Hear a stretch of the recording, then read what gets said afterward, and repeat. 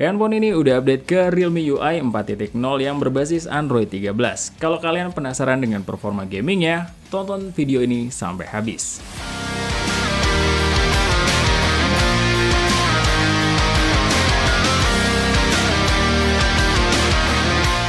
Hey Smart Buyer, gue Rizky. Kali ini kita akan gaming test untuk Realme GT Neo 3 yang varian 8/256GB. Kira-kira gimana dengan performanya? Let's check this out. Jadi kita coba cari unit second sekaligus cek harga pasarannya sekarang berapa sih. Kalau di harga barunya yang varian 8/256GB masih 6 jutaan gede. Nah, secondnya nih menarik karena kalau kalian pinter-pinter milihnya bisa dapat di harga 5,5 jutaan aja. Dan keadaannya juga kalau kalian pinter-pinter juga bisa dapat yang mulus kayak handphone ini. Terus kalau cara gue nih nyari handphone second biasanya buka Tokopedia terus cari nama HP yang kita inginkan. Terus untuk memudahkan pencarian kita filter ke kondisi bekas. Setelah keluar barang-barang yang sesuai dengan filter yang kita lakuin, biasanya nih kalau gue ya akan memprioritaskan milih barang dari pemakaian sendiri dulu. Jadi bukan dari pedagang handphone second. Soalnya harganya biasanya masih lebih miring juga sih. Terus perhatiin detail produknya dari foto-foto tersebut. Kalau kalian cukup pede, buka percakapan dengan sellernya. Tanya sedetail mungkin tentang produknya, kayak pembeliannya kapan, ada minus atau enggak, kelengkapannya ori atau bukan, garansinya resmi atau bukan, dan kalau kalian udah yakin, silakan kalian nego. Tapi nggak usah sadis-sadis lah, potongan Tokopedia tuh gede tau. Kalau udah deal, tinggal check out dan bayar. Dan waktu kalian terima paketnya, yang penting buat si gaptek berbelanja di e-commerce nih, selalu videokan saat kalian unboxing barang-barang elektronik sampai barangnya menyala. Dan jangan lupa, cek semua kelengkapan sesuai deskripsi, soalnya nih semua orang yang pintar di luaran sana. Kalau beli barang elektronik tuh pasti divideoin. Nah, kalian tim pinter atau di luar tim pinter nih? Tujuannya bagus kok. Kalau kalian dikirimin barang zonk, kalian bisa ajukan komplain ke pihak e-commerce-nya dengan melampirkan bukti video unboxing yang telah kalian rekam. Jangan dipotong-potong juga waktu pas videonya nih ya. Nah, jangan sesekali kalian selesaikan dulu transaksinya sebelum kalian make sure semuanya baik-baik aja. Kalau kalian nanya nih cara ajukan komplainnya juga gampang kok. Masuk aja ke transaksi, di paling bawahnya tuh ada ajukan komplain. Terus tinggal ikuti instruksinya. Gak bakal susah lah kalau kalian baca instruksinya dengan jelas. Terus setelah semua barangnya oke, jangan lupa selesaikan transaksinya supaya uang pembelian dari kamu bisa diproses oleh e-commerce-nya ke penjualnya. Gampang toh? Gak perlu bawa teman sabrek buat COD-an macam Peaky Blinders atau Tokyo Manji. Dan segitu aja segmen layanan masyarakatnya. Tokopedia please lah, ngerti dikit, sponsorin apa channel ini. Sebagai pengingat HP ini menggunakan chipset Dimensity 8100 dengan fabrikasi 5 nanometer dengan GPU Mali G6 10MC6, RAM-nya 8GB dan storage-nya di 256GB. Sedangkan untuk software dan hardware pendukungnya menggunakan Realme UI 4.0 karena sudah update dan sekarang sudah berbasis Android 13. Layarnya berpanel AMOLED beresolusi Full HD Plus dengan refresh rate di 120Hz. Baterainya di 5000 mAh serta speakernya sudah stereo. Dan seperti biasa kita make sure dulu baterainya udah 100%, speakernya udah full, semua sistem sudah diupdate. Dan untuk case ini layarnya kita jadikan di 120Hz. Kemudian untuk koneksi kita menggunakan WiFi. Kemudian kita cek dulu skor Antutunya dan kita mendapatkan skor di 815 ribuan.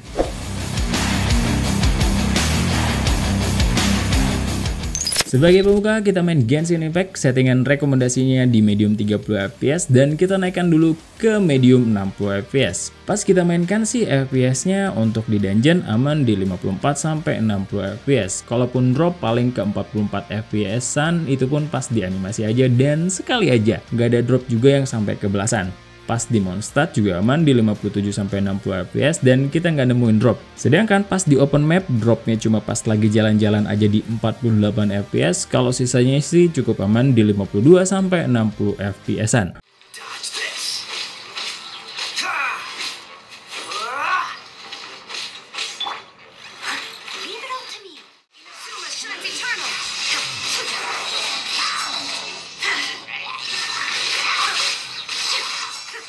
Lanjut lagi kita naikkan ke high 60fps. Hasilnya sih cukup mirip-mirip dengan medium dimana pas di dungeon sih bisa tembus di 52-60fps-an. Kalaupun drop ke 44fps-an dan itu pun juga cuma sekali. Kalau di Mondstadt kita dapat di sekitar 46-60fps-an tergantung teksturnya lagi banyak atau enggak. Dan di open map dropnya sih kalau lagi jalan-jalan aja bisa di 36fps-an. Tapi kalau pas lagi ribut ya paling rendah di 49-60fps-an.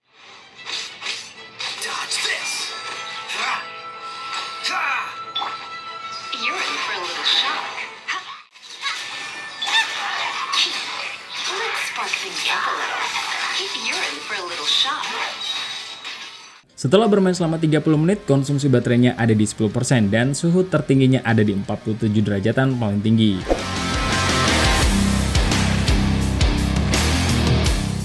Game selanjutnya yang akan kita coba itu Apex Legends, dan kita bisa main game ini pada settingan normal 60 fps. Saat kalian terjun, kalian akan mendapatkan FPS-nya ke 51, tapi untuk sisanya sih aman-aman aja karena FPS-nya bisa stabil di antara 57 sampai 60 fps-an. Feel sentuh layarnya responsif, gak ada delay yang kita rasakan. Tekstur efek grafis di dalam game ini bisa terrender dengan baik. Saat lagi rame atau dengan squad, kita tidak menemukan drop. Jadi cukup aman dimainkan.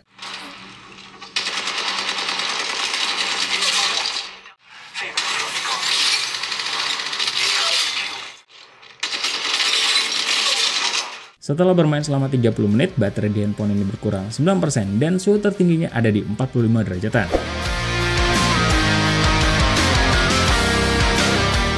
Untuk game ketiga kita akan mainkan FIFA 2023. Settingan terbaiknya bisa di high 60 fps. Hasilnya untuk FPS-nya bisa maintain di 53 sampai 60 fps-an. Gak ada drop yang sampai ke belasan saat kita main di sini. Semua teksturnya bisa kerender tanpa ada kendala, movement player yang gak ada yang choppy atau delay, perpindahan bola dari player ke player cukup smooth dan gak bikin FPS-nya drop, feel sentuh layarnya masih enak, dan kalaupun FPS-nya turun cuma karena bola mati aja.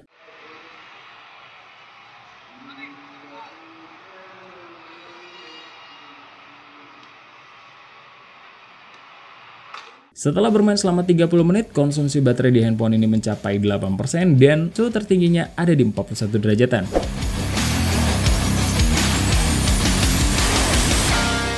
Game selanjutnya kita main Call of Duty Mobile. Untuk di Battle Royale, kita mau cobain grafik mentok ke kanan tapi frame rate-nya cuma mentok di max. Dan untuk handphone ini hasilnya cukup stabil di 57 sampai 60 fps. Tekstur yang cukup berat pada game ini bisa dirender dengan baik. Pergerakan playernya juga cukup smooth. Respon layarnya juga bagus banget dan udah cukup oke lah untuk main Call of Duty Mobile di handphone ini.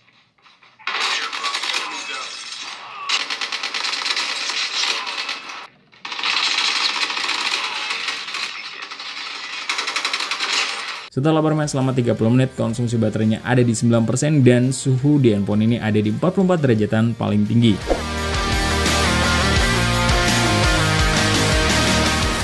Game selanjutnya yang kita mainkan yaitu Mobile Legends. Sayangnya settingan grafik tertingginya cuma bisa di high dan settingan FPS-nya juga cuma bisa di high. Dan selama permainan di sini FPS-nya stabil di 57 sampai 60 fps-an, wajar sih karena cukup kentengan untuk sebuah chipset yang hampir high end. Cukup lama nih untuk dapat optimasinya untuk produk-produk Realme di tahun yang lalu.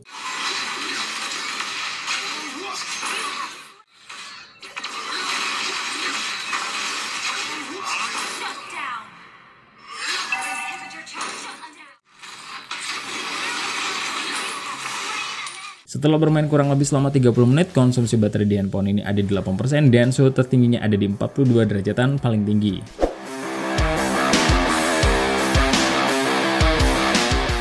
Game selanjutnya yang akan kita coba adalah PUBG Mobile. Untuk game ini pas kita cek di settingan grafiknya, sayangnya cuma mentok di HDR Extreme karena 90 fps-nya belum terbuka. Terus kita coba dulu main di TDM, dan untuk handphone ini jelas aja gyro-nya hardware dan pastinya responnya juga lancar. Selama di dalam game sih FPS-nya maintain di 57 sampai 60 fps, gak ada drop yang kita rasakan walau kita cukup ngeras di mode ini.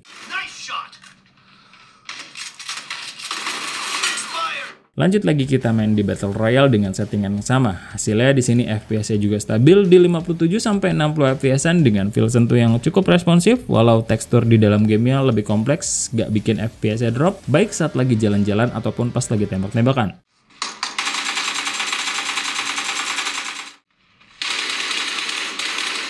Setelah bermain selama 30 menit, konsumsi baterai di handphone ini ada di 9% dan untuk suhunya ada di 44 derajatan paling tinggi.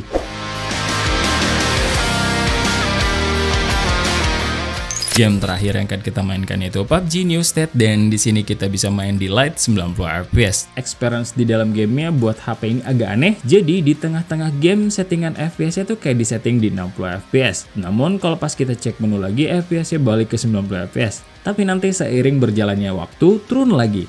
Gitu-gitu aja. Padahal secara FPS sih cukup aman dan cukup aneh sih untuk bugs di sini. Buat kalian ada yang ngalamin kayak gini nggak sih?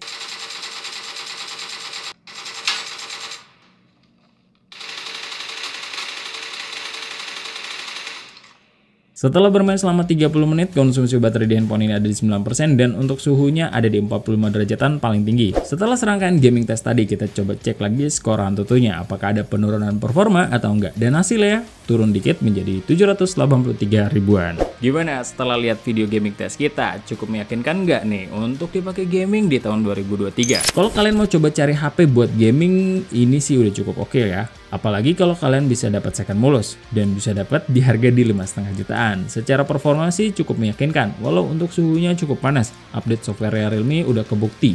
Walau HP ini HP tahun lalu, begitu launching UI baru langsung dapat update pada seri ini. Well, untuk full reviewnya sekalian aja kita bahas langsung di compare. Atau we'll see lah, kalau emang kita pengen kita akan bahas untuk handphone ini secara overall. Dan segitu dulu dari kita, karena tugas kita cuma ngetes, lagi-lagi keputusan di tangan kalian. Thank you for watching. Sebelum pamit, ingat, research before you buy and be smart buyer. See ya!